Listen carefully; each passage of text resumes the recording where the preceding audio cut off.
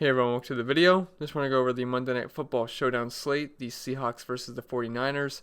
But anyway, before we continue, if you could leave a like, and if you're new to the channel, please hit that subscribe button. Really helps me out. Really appreciate it. You also follow me on Twitter at ChrisPinell16. And if you're interested in the spreadsheets about every single week for the NFL season, projected ownership, projections, rankings, cheat sheets, Slack chat, stats. And I do spreadsheets for every single night of the NBA season as well. Links all below for my Patreon, and I say we get right into the video. So we're going to start up top here. We're just going to go down the list here and talk about every single person that it's like a viable option on this slate. So Russell Wilson comes in at 11,400, the most expensive guy on the slate, and deservedly so. He has been awesome this year, completely balling out, and he leads the league in touchdowns with 22, one interception, which is just an insane ratio right there. He's leading the NFL in quarterback rating, and he's also fresh off a monster game versus Tampa, where he threw for 5 touchdowns against a pretty soft Tampa defense. And now he gets a tough matchup versus the 49ers defense, who is first DVOA versus the pass, and they're only allowing 10.1 points per game to quarterbacks, which is the second fewest in the NFL. So we get a true battle here of number one fantasy quarterback and arguably in real life, and one of, if not the top defense in the NFL. So two heavyweights going right at each other. I could see this game going a little bit slow though, and both teams running the ball quite a bit. So I don't think this is going to be like a all-out ballistic game for Russell Wilson. He's going to throw 5 touchdowns again, but I really can't envision myself fading him on a showdown slate with his kind of upside that he presents every single week. So at the very least, I will be jamming him into the flex spot, and of course he's always a top candidate in the captain. He's just very expensive, and it's a really tough matchup. But Russell Wilson, I mean, the guy's awesome. I mean, last week versus Tampa, 42. Did have some 2 rough weeks in a row, 15, 15, but then 28, 29, 14, 44, 28, 16. I mean, I don't think he's like a must have in the captain spot, but it is Russell Wilson. But I think at the very least you probably get him into the flex spot, because the quarterbacks on showdown slates usually want to get a piece of him, and it's Russell Wilson. I mean, the guy's got insane upside like we saw last week. Tough matchup versus San Francisco though, but we saw Kyler Murray, I think mostly due to a long touchdown to Andy Isabella, but he still had a decent game versus them. So it's not like Russell Wilson's going to get completely shut down here. I don't think he does, but I do probably want to get him into the flex spot. I understand if you don't put him in the captain spot, because he does break the bank there. I believe he's over 17,000 in the captain spot, and it's also a rough matchup, so I can understand not wanting to put him there, but I do think you should probably get him into the flex spot. Jimmy G, handsome one, 11,000. Jimmy Garoppolo. So like Wilson, he bought out last week, arguably having the best game of his career versus the Cardinals defense, who just gets killed by quarterbacks weekly. So take that with a grain of salt. But it was so nice to see. He had 31 fantasy points, which is much better than what he's been doing all season. And I gotta say though, he's only had 2 games over 20 fantasy points this year. He's been pretty mediocre. But this is a beatable matchup versus Seattle, who's allowed a top 12 quarterback performance the past 6 weeks, and they're allowing 21.9 points per game to quarterbacks, which is 10th most in the entire league. They're also 21st DVOA versus the pass as well. The addition of Emmanuel Sanders is also a boost for him, as it helps open up the offense just as a whole. And obviously he's got plenty of talent, so it just makes life easier for Jimmy G. The 49ers also have a 27-point team total, which is pretty darn high compared to the Seahawks 20. I think he's a fine play here. I don't think he's going to go off or anything, like I said with Wilson. He doesn't have the upside of Wilson, really. But quarterbacks on showdown slates are always in play. I just wish he was a little bit cheaper, especially on such a run-heavy offense. They run the ball more than anybody in the league. They only throw the ball about 45% of the time. So low-volume offense on most occasions. Last week he did throw the ball 37 times, which is nice. But, I mean, that's kind of more of a ceiling thing for him. But I should also mention something pretty darn important. George Kittle is more than likely not playing in this game. He's not going to play. So it's a pretty big hit to Jimmy G. I mean, that's his best offensive weapon, so obviously that hurts. So if you only want to pick one quarterback, I'm going to go with Russell Wilson, even though it's a tougher matchup. It's just, I just don't trust Jimmy Garoppolo much. I mean, 31, that's great, but then 14, 7, 14, 14, 12, 23 is fine versus Cincy, and 11.14 versus Tampa Bay. So, I don't know. He's not been great this year for fantasy purposes, so I can understand if you don't want to play him. It's just quarterbacks on showdown slates are always in play. But 11,000 and then 11,400, that's a lot of price to pay for these two guys. So if you're going with one, I'll take Russell, but I think Jimmy G is fine as well in the flex spot. Probably not going to captain him, but flex, he's got flex appeal for sure. Tyler Lockett comes in at 10,400, the third most expensive guy on the slate. And for the third time in this video, we have another guy coming off a big outing. So three most expensive guys, both all had fantastic games the week prior. He had 18 targets last week, 2 touchdowns, over 40 fantasy points. He was great, as were the entire Seahawks and pretty much everyone in that Seattle-Tampa Bay game. That was great for fantasy purposes. He's also had double-digit points every single week so far this season besides Arizona, because that's how fantasy goes sometimes. He had 9.1 points versus them. Other than that, though, he has been double digits, and he has been fantastic. But I gotta say, he's got a tough matchup this week versus San Francisco, who's just absolutely shut down wide receiver ones this year, allowing roughly 40 yards per game to them. That's pretty darn good. About 40 yards per game to them and only 2 touchdowns total. Yikes. And they played some pretty good receivers this year, so they've been dominant. And they're only allowing 28 points per game to wide receivers in general, which is 5th fewest in the league. And like I said earlier, their first DVA versus the pass.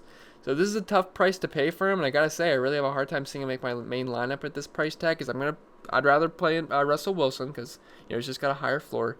And then I'd probably rather play Jimmy Garoppolo. So if you can get up to them, I just don't see myself forcing Tyler Lockett in my lineup. Tough matchup.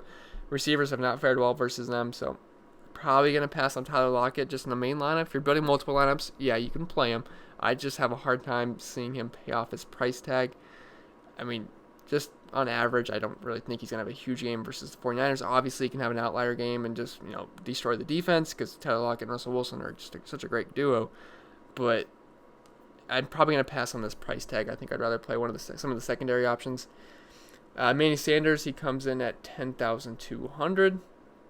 And for the 4th time, we have another guy coming off a big game. Wilson had a big game. Jimmy G had a big game.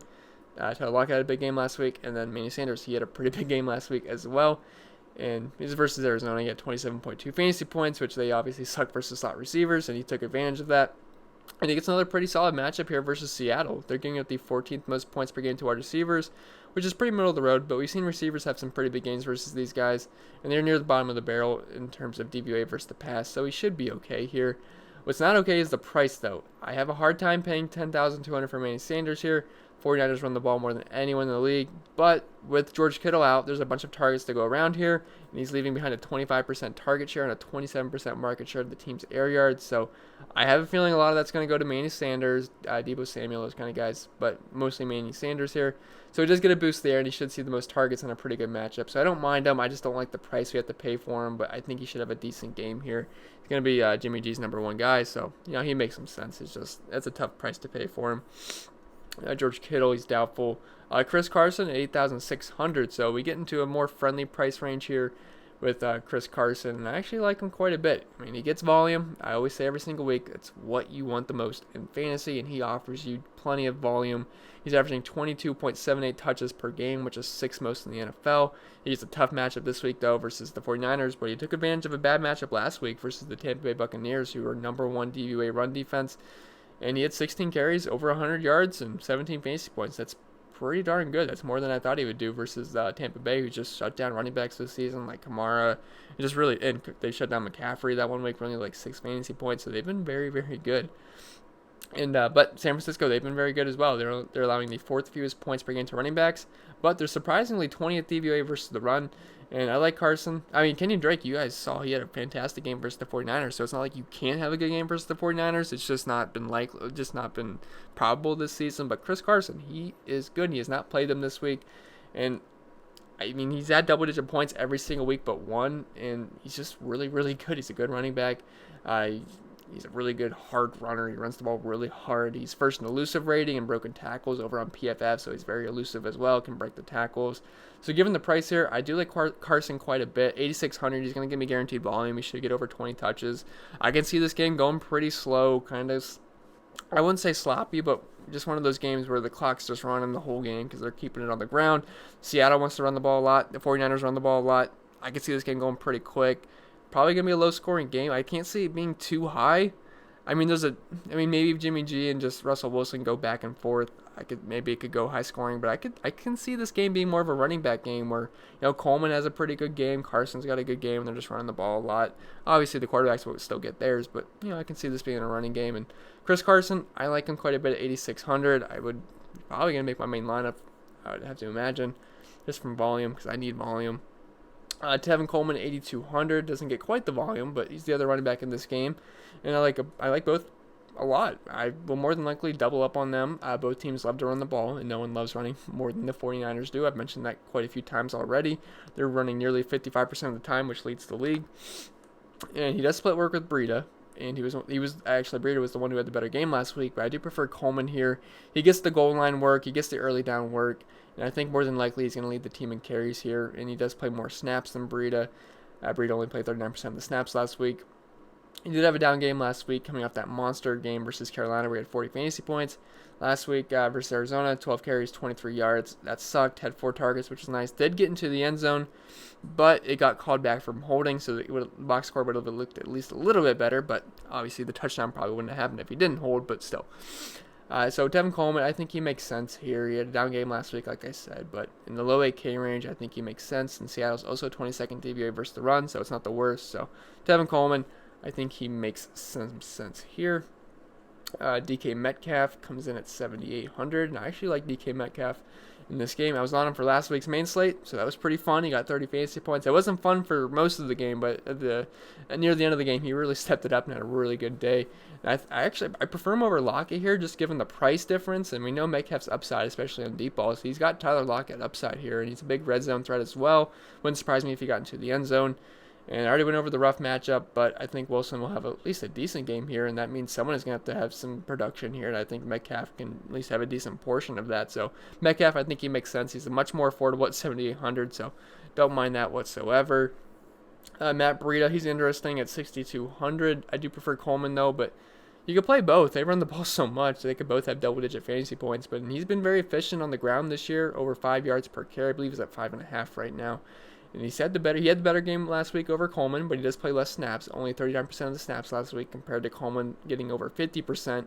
So he's a riskier play, but he could pay off even with lower volume because he's been more efficient. He can break off the big play. Versus Cleveland, he broke the game off with that. I don't remember exactly how long it was, an 80-yard touchdown, something like that. So he's got the speed. He's fast. He can catch passes. I mean, it's not like he's heavily involved in the passing game. But I think he's at 6,200. You could take a flyer on him. I prefer Coleman, but he's also 1,800 cheaper than Coleman, so there is that as well.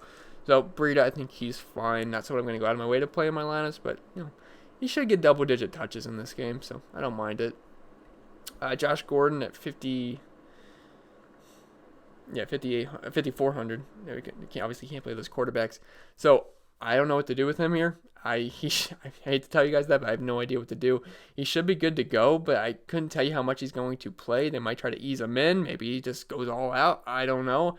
I have to guess they just ease him in. And I don't really want to play 5,400 for someone they're easing in a really tough matchup.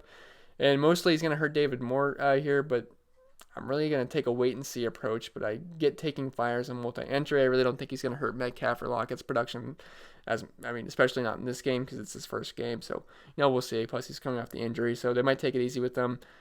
I'm personally not going to – if he was a lot cheaper, yeah, but 5,400, I don't want to take such a risk like that. I don't know how much he's going to play, and I don't want to play someone that's barely on the field. I mean, he should – I just don't know how much he's going to play. Maybe if we get some more news tomorrow that he maybe a full go at 5,400, I guess he'd have some interest. He's got Russell Wilson throwing him the ball. I mean, the guy's got talent. So 5,400, I'm probably going to take a wait-and-see approach here. Whatever you guys want to do, go with your gut. Maybe if you have a good feeling, Josh Gordon has a breakout game with Russell Wilson, yeah. But it's a really tough matchup versus the number one DVOA pass defense in the league that's been shutting down wide receivers. 49ers defense here at 5,200. I don't really want to play a defense at 5,200 versus Russell Wilson, so I probably just won't do it. I know they're great, but I don't know. I don't want to play 5,200 going against Russell Wilson. DEEBO Samuel at 4,800. I think he makes some sense. I think he's a pretty strong play on this slate. He's going to get a boost in targets and just everything with Kittle being out. So 4,800, I actually don't mind him here. It's a decent matchup versus Seattle. He's also less than half of Sanders' price, so I do like that price tag right there. I probably would take him over Sanders just given the price tag because he's much easier to fit in. He also narrowly missed a touchdown last week, so the game log could have looked even better. He saw 7 targets, so I don't mind him here at 4,800. Decent matchup versus Seattle. Cheaper pairing with Jimmy Garoppolo, so I do think he makes some sense. I'd probably expect him to have some ownership as well, especially with George Kittle not playing. Sorry if I keep rubbing my eyes. I don't know about you guys, but on Sunday nights, I'm glued to my TV from like 9 a.m. and my laptop just looking at fantasy stuff and just watching the games. And my eyes feel like they're going to just burn out of my skull at this point in the day at 10:20. So, yeah, I'm sure you guys will deal with it too, but yeah. eyes hurt so bad right now. But Hollister at 4,600. He's got a fun last name, but other than that, I think he's a bit overpriced. Tampa is one of the worst teams in the league versus tight ends, and he took advantage of that last week. He had 2 touchdowns. 49ers are only allowing 5.8 points per game to tight ends this season, which is fewest in the league. It's a tough matchup versus the 49ers. I personally don't want to pay $4,600 for Jacob Hollister.